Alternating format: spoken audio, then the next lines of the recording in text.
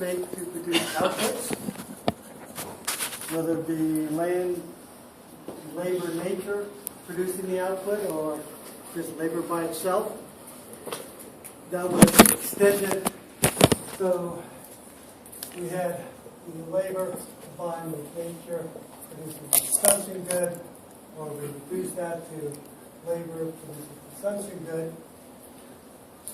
That was the first step. The second step was basically to introduce produce means production, where we would have labor combined with nature produces Q1, and then labor combined with nature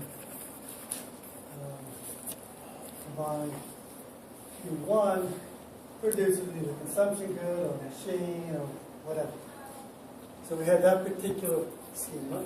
So we had produce means of production being introduced in the production schema in order to produce the output. And I combined those with intermediate inputs and machines together to produce an output.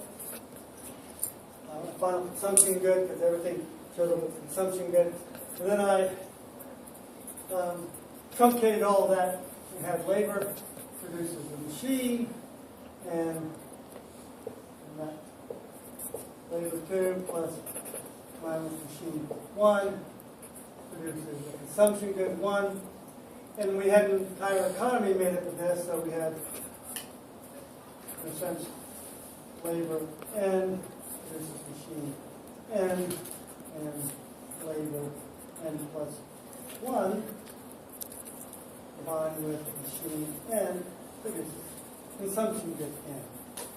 So we had a whole economy like that.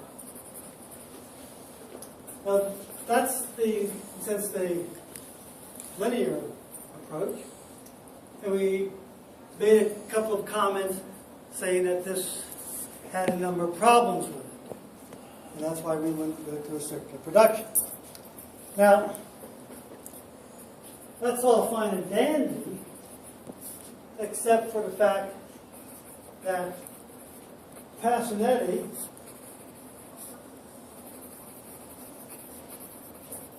among others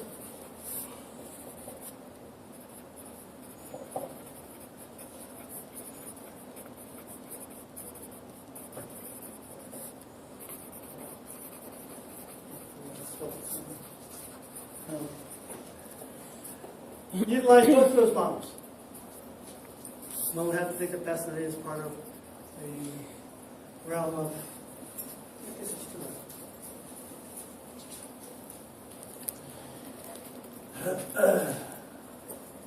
Passanetti would be considered a heterodox economist. So the point is that this Passanetti is simply just an example that heterodox economists utilize these particular formats. So you can't say that the linear approach is wrong, etc., has been discarded. In fact, heterodox economists use it. So that's one aspect talking about alternatives. Even though there are problems with it, they're still being used. The third approach, where we, in a sense, have circular production in terms of machines, but or an intermediate input, but at the same time have the role of nature in the process. We would have a production schema such as the following. We'll make it really simple. Machine combined with nature combined with labor power produces machine, and machine combined with nature combined with labor power produces the consumption good. Nature is, for all those who happen to have read Burkhart's article, you will find that's what he has, and also if you look at Adolf Lowe's stuff. In this case, it's a hybrid model where you have circular production of machines, a one-way street in terms of nature being introduced, and you have a two-sector model where machines and consumption is produced. You can extend this model if you so choose to add an intermediate input, which also has circular production associated with it. Doesn't add anything more to it. But again, what's common among all three is that whether we have land as a labor as an original input or nature as an original input, they still perform the same scenarios in the sense that these are original inputs, and it's these inputs which in a sense make the system run. If nature ceased to provide its bounty, the system would stop. In a purely circular production schema, in terms of material inputs, so to speak, they're all reproducible, so there's no constraint on the system of production, on the circular production, for the material aspect to provide a constraint output. Still, under circular production, although we just briefly mentioned it, we also have to make labor power sourcially constructed. So we know that the labor power that's available is appropriate for production itself. Otherwise, how do we know that the labor power is useful for production, and hence we wouldn't have any production in the first place? So we're just making assumptions at the moment, implied or explicit, that what is offered by nature and labor power is sufficient to ensure that the economy can continue, even though we have certain production machines. The system, in a sense, is not socially reconstructive of its own self. That's the commonality in terms of the production nature of the three. And who uses this? Virtually every heterodox economist I know of. It's associated with some strange person, comes from Poland, can't speak great English, and rather abrasive, and classic. Associated with him, this model is slightly varied, but it's more or less the same thing. These are the alternative models that we have. Now, what are the implications of these? Or at least how we start. Well, clearly, in terms of here, produce means of production play no role whatsoever.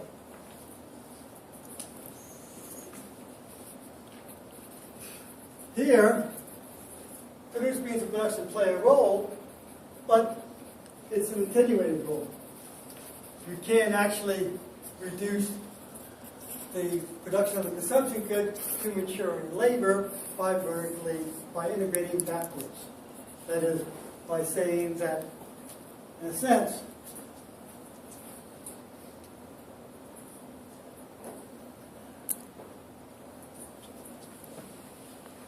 L1 combined with L2 produces a consumption good. So the production of consumption good can be thought of as maturing labor.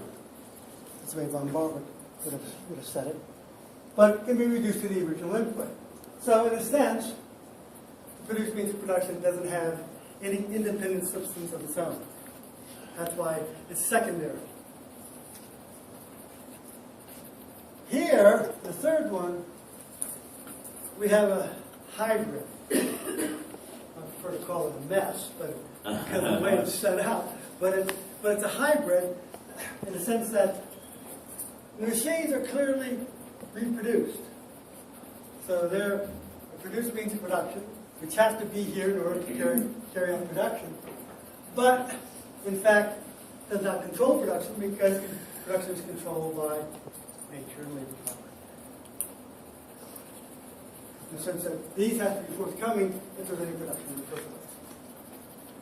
So, unlike our corn model, where we have corn plus labor power produces corn, we still have to worry, even at this stage, because we haven't actually socially constructed our labor power to conform to the technology needed to produce corn. We've just assumed that. But corn produces itself, so there's no constraint on that form of production. Whereas here, if we assume that labor power somehow conformed to our production needs, nature still has to provide its bounty. So in a sense, the production schema is still constrained. And in most cases, it's still constrained. So the role produced means of production, while important, are constrained by the original inputs. This is what I call a hybrid system. These are all alternative because what's implied in a circular production schema, or circular production, although we didn't fully articulate it at this point, is that the system is, in a sense, enclosed upon itself, that it reproduces itself. It's like one big corn model with labor socially constructed to conform to the requirements of technology in that corn model. So in that sense, we almost have a Hegelian vision of, there's Hegel here, so I'll skip that. How about a holistic vision, holism, where the system, in a sense, expands or operates in and of itself. Self-expanding system, one would call it the Hegelian framework. You're very familiar with Hegel, right? They've all read Hegel, Yeah. philosophy of history, and things like that. Yeah. Sure. Good, good. But the point is that he had this notion of a kind of a self-expanding system. You find that in Marx as well. Capital is a self-expanding system. And that's what, in a sense, a circular production framework looks like, looking to ensure that labor power is conformed to the technology of the system. The system is self-expanding. No constraints from the outside, no nothing. Which would imply what? No scarcity. The system is self-expanding. That can't be here because nature is not self-expanding. At least the way it's articulated here. So if you somehow include the natural environment in a circular production system, yeah, socially constructed, then you're constraining the system. no, not if it that use of nature is now transformed into a socially constructed input. Resources become. The implication is that the system could be, in a sense, self-expanding. I was going to read that article that picked Think of it this way.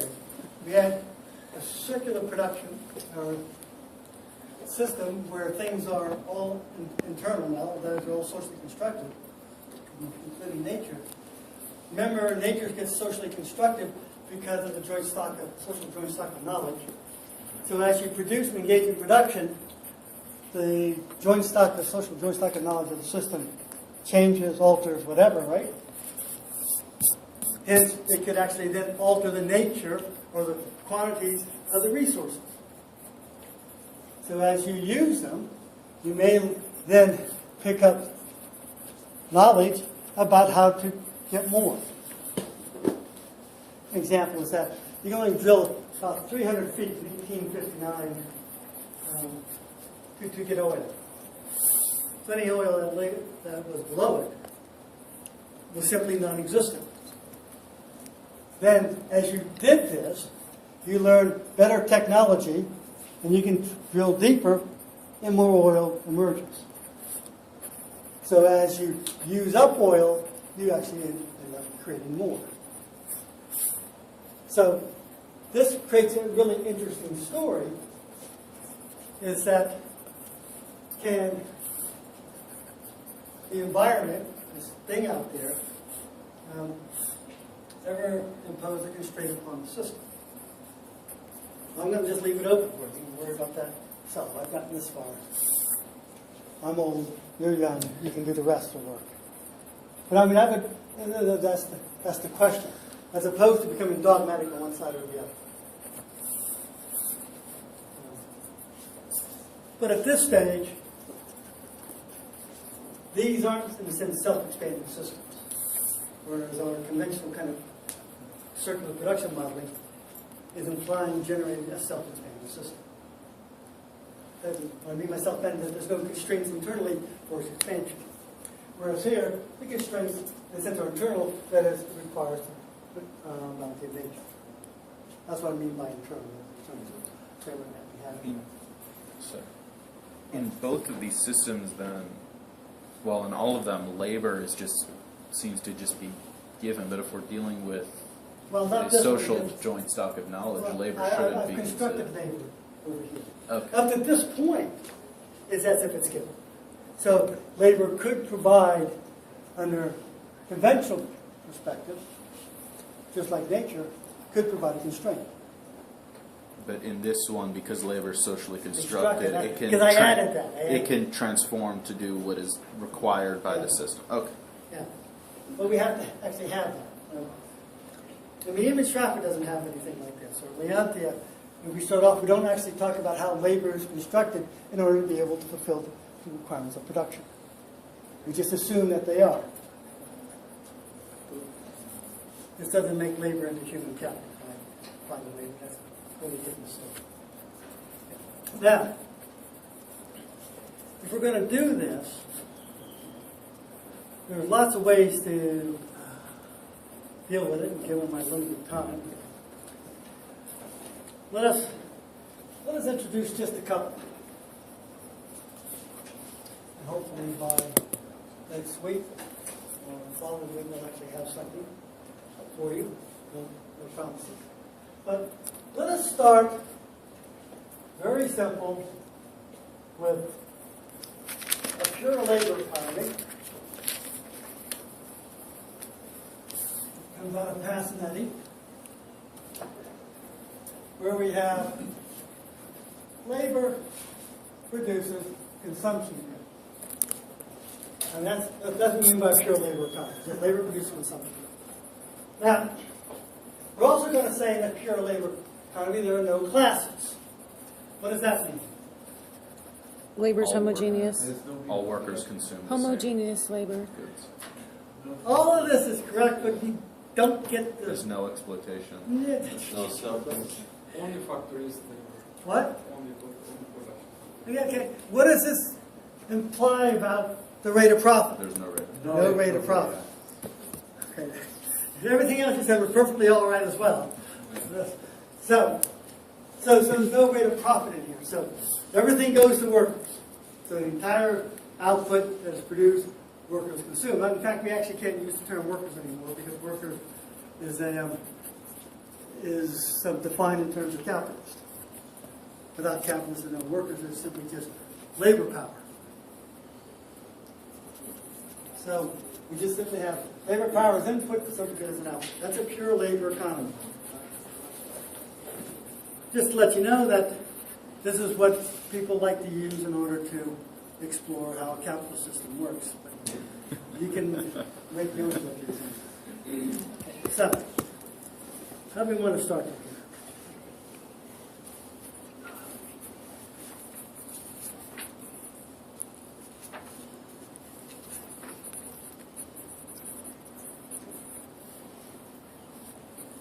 That's not it.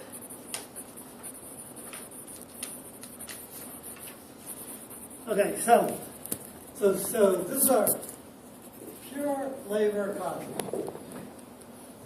Now, at this point, we can then construct the economy as we set up. That's simply our production schema, so that's how production takes place. So we can set up the economy in the following manner: labor, our W is equal to C, right? We have our economy.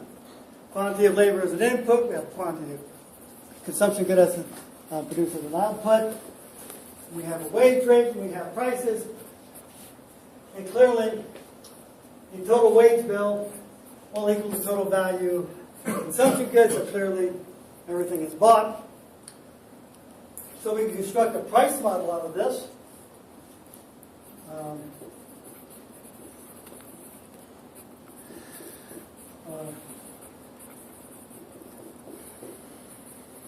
So if W is equal to 1, then PC is equal to what? L. What? L.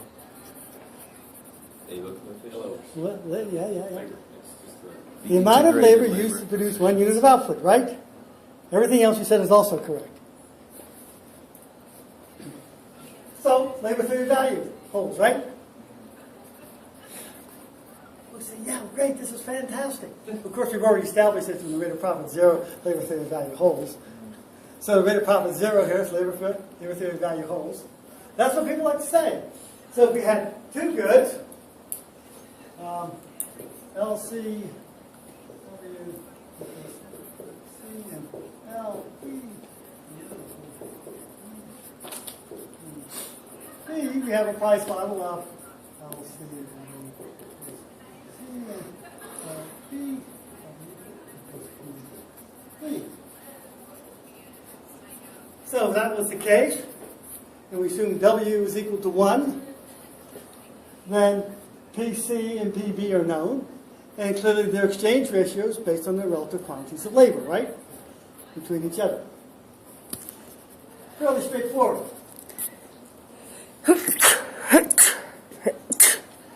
So again, labor theory of value, if you want to call it that.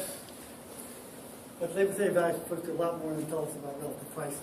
Exploitation. There's no exploitation. But that's what they talk about. They will say that this is a labor theory of value scenario where relative prices are based on relative quantities of labor and volume in production.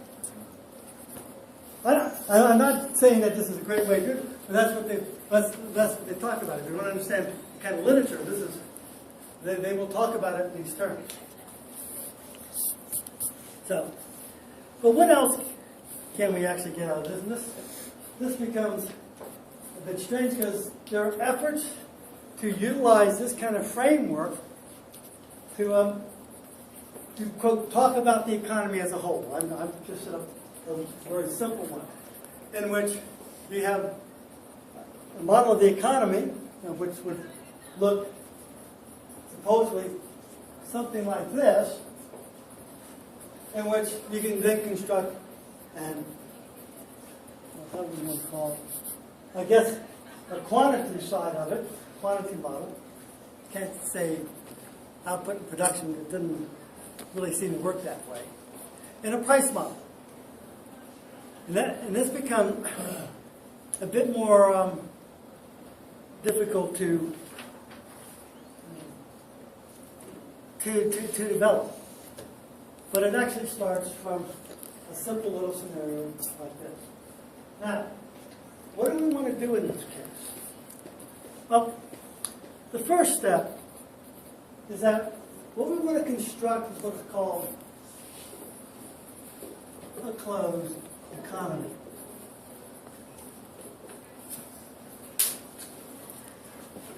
A closed economy is one in which all the outputs are stored as inputs in the system in some particular way or another.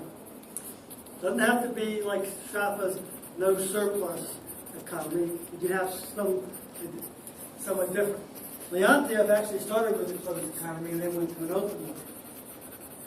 So this notion of constructing an economy in which everything is absorbed internally. So all the outputs are absorbed internally in some manner. Now, this becomes a rather strange scenario. You have to introduce a couple of terms, or an additional term. Let's go back to this scenario. We have, this is totally a price model.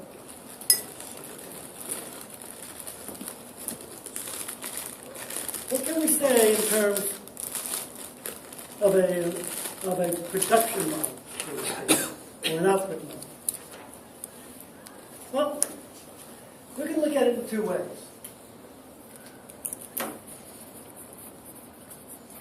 One is simply work with the following. We'll just start with this one by itself. Now, we can have C, LC, equals LC, right? that's simply the C over LC divided by C equals LC, right? So we can have that. Or we can have it the other way. We could have a sense.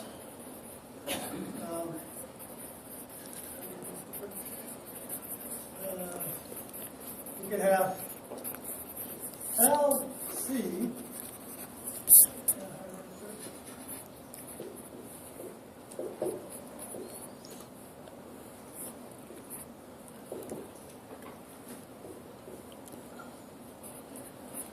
we could have that. This is your labor production coefficient, right? This is what?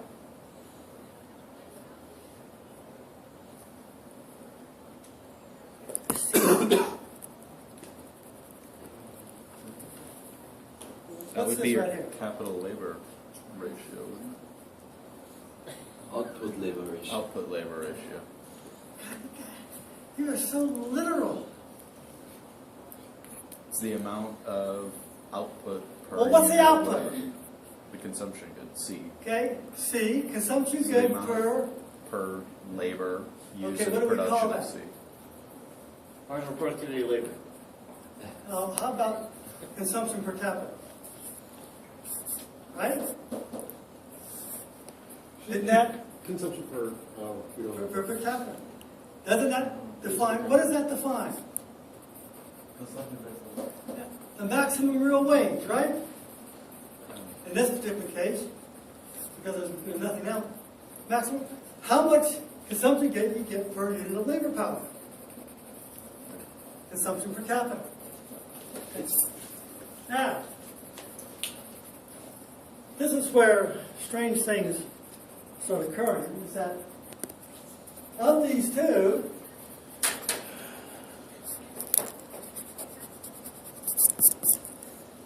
which one do you want to use as your quantity model or your output model? Only the one on the right. Actually, I have a hard time with it.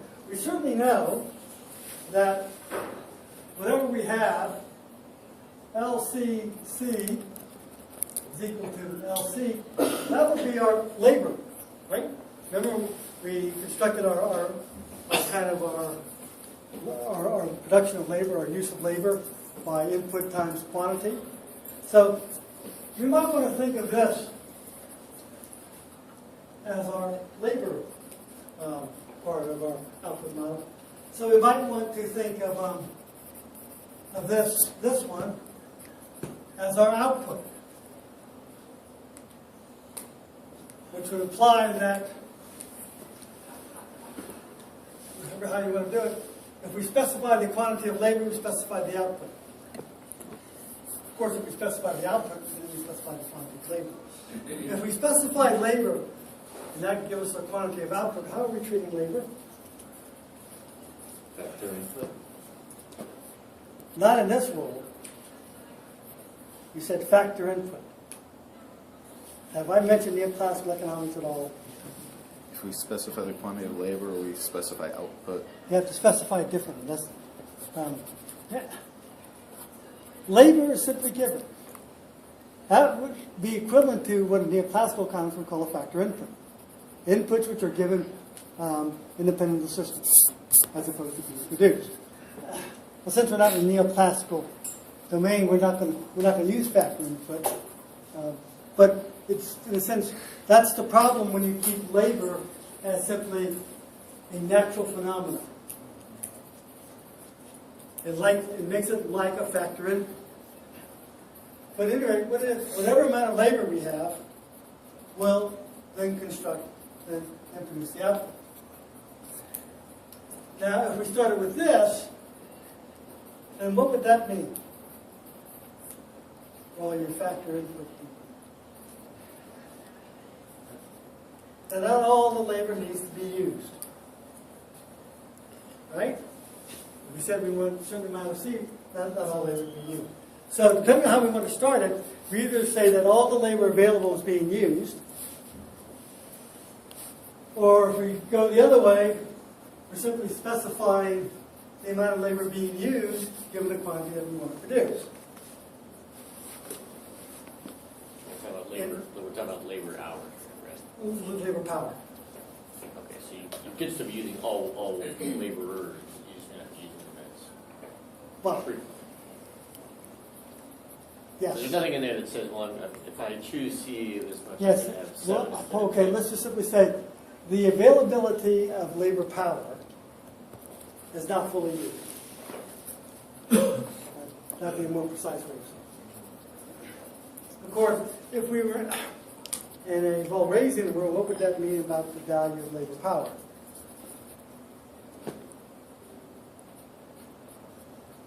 If it's not all being used, what's the value of something that's not all being used? It's too high. Overvalued. Oh, well, I guess, It's a free good. yeah. And what's the price of a free good? Zero. Okay. I'll tell you, this stuff is a bit strange. If we don't use all of labor power, then if we go back to our model of the economy here, then W should be 0, right?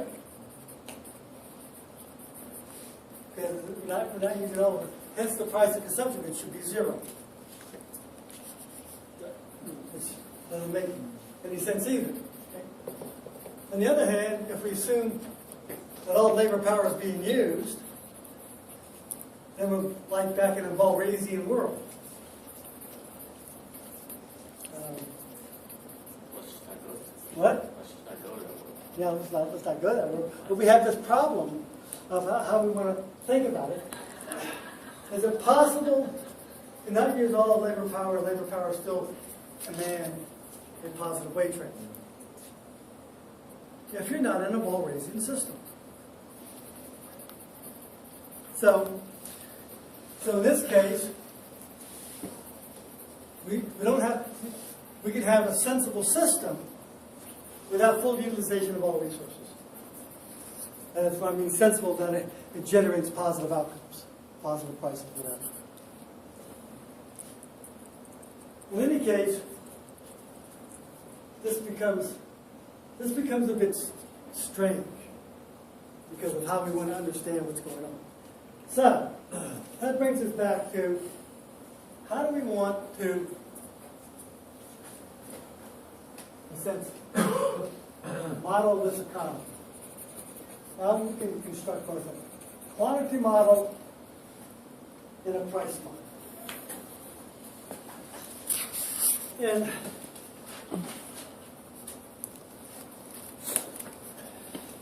And we can use, in a sense, both this and this to do so. So what would that model look like? Well, it's a very strange model. I'll show you what it looks like in a second.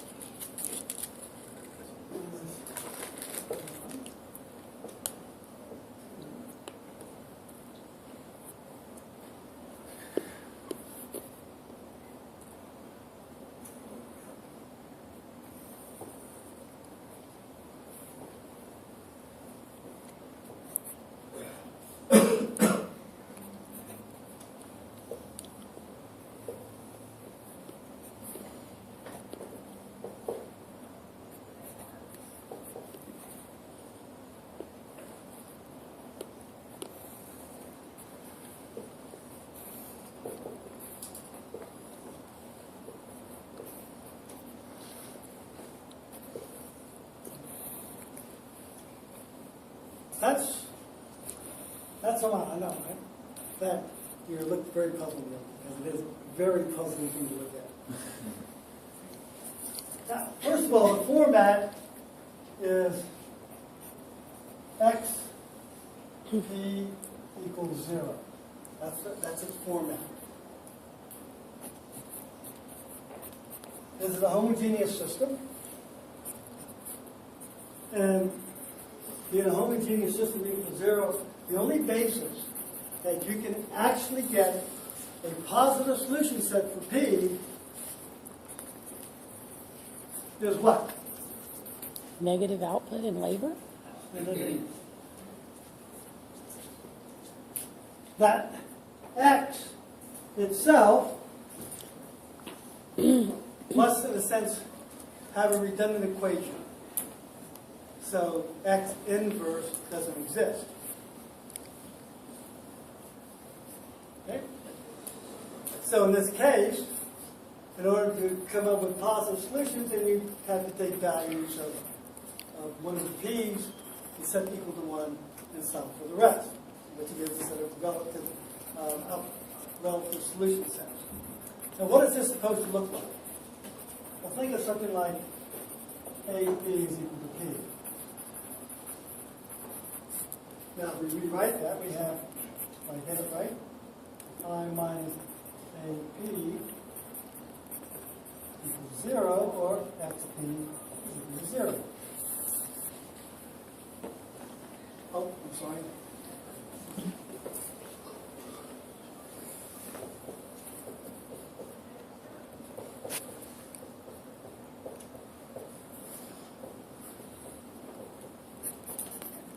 That's what it looks like. So this is a homogeneous system. Go back to your math notes and find out what a homogeneous system. So basically, what does it say? It says that all the outputs, Q1, Q2, and L, are absorbed in the system. So there's nothing left over. Like I said, this is what we call a closed system, because everything that's out is in, so to speak. And this is also, in a sense, a form of Leontief's closed system. Analysis, which we didn't go over because it's not terribly interesting. But it shows up here. So what does this look like?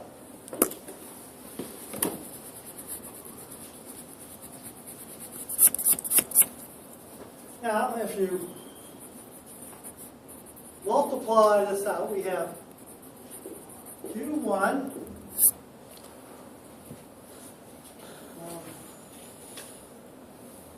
times minus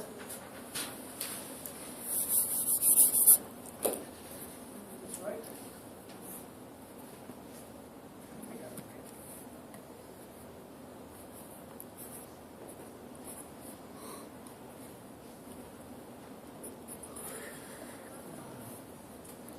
Of course.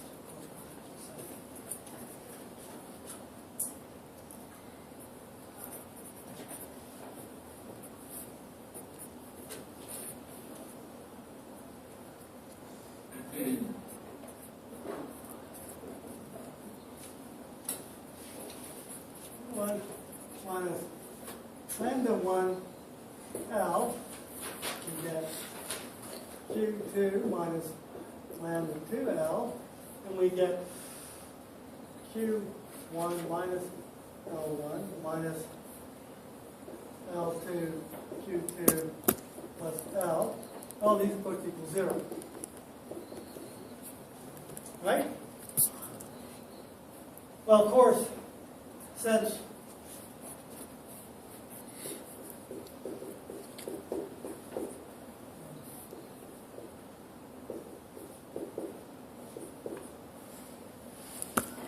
these are obvious, right?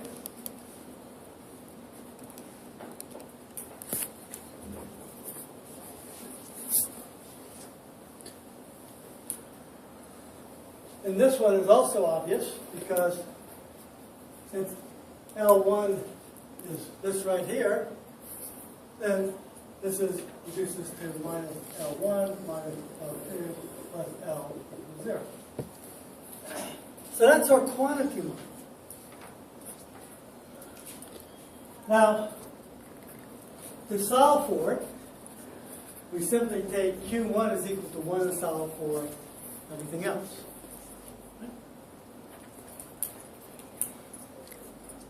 But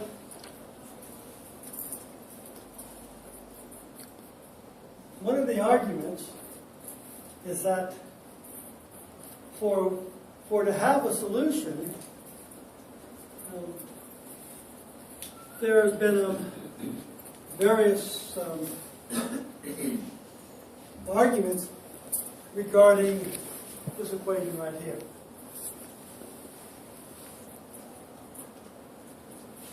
In order for this to work, like I said, there has to be redundancy in the system.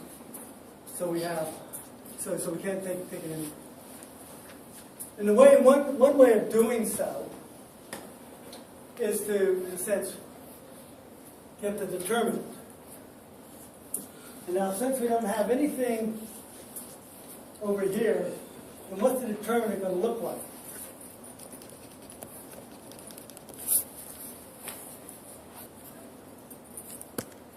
It's going to run along the main diagonals, right?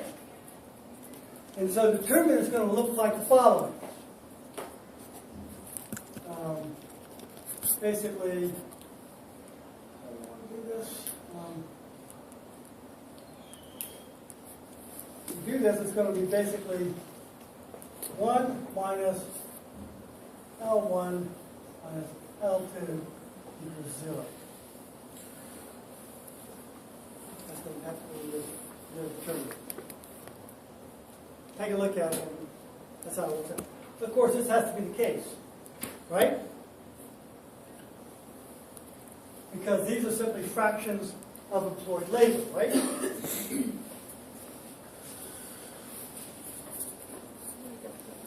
So, Just a second. Hold it. I think that's the wrong one. Let me take that back. There we go. Right. Sorry. This will be a format of the following. Sorry.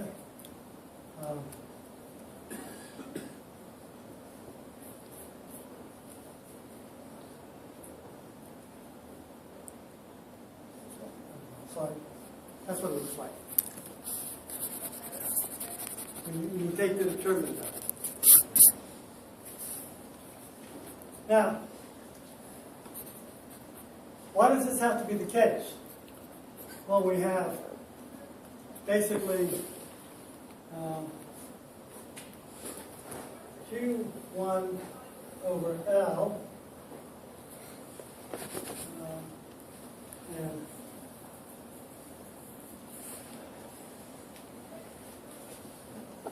L1 over Q1, right?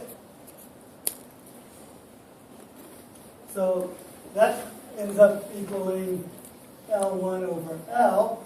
Of course, that one's L2 over L. And hence, they're percentages of total employment, so they have to add up to be equal to 1.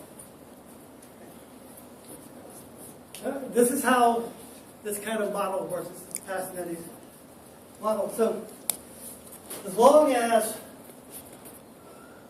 the determinant of the system is equal to 1, then presto, the system has a positive solution. The question is this a full employment requirement? Well, this is where it comes back to interpreting what we have here. If LC is simply given, or L1 is simply given, and L2 is simply given, and you utilize them fully, you utilize what is ever given to produce the output, then clearly it's like full employment, right? But if you start with C, and you simply employ the amount of workers that you need, or labor power, then it also equals 1. The difference is that in that second one, you can have unemployed labor power, or non-utilized labor power. Does that mean that the price of labor power is 0? If you're in a Balrasian world, yes. If you're not in a Balrasian world, they just die off. Or whatever. And this has been a debate, passed on initially said it had to be full employment. Because he's looking at it from here to here. Then he changes his tune later on, and you have to read into that, in which he says that the total amount of labor employed, L employed over total amount of labor power, that's equal to 80%, then that becomes our, in a sense, our base. So as long as employment moves up to 80%, then everything works out. Now again, I would argue that's not terribly relevant. The only thing we have to have is simply think in terms of this, and you simply employ the amount of labor that we have, so the model ends up simply saying that all labor that's employed is all labor that's employed. And we have a positive pricing. So it doesn't have any implication for whether it's full employment or not. It means the system actually has some degree of maneuverability. Okay. Now,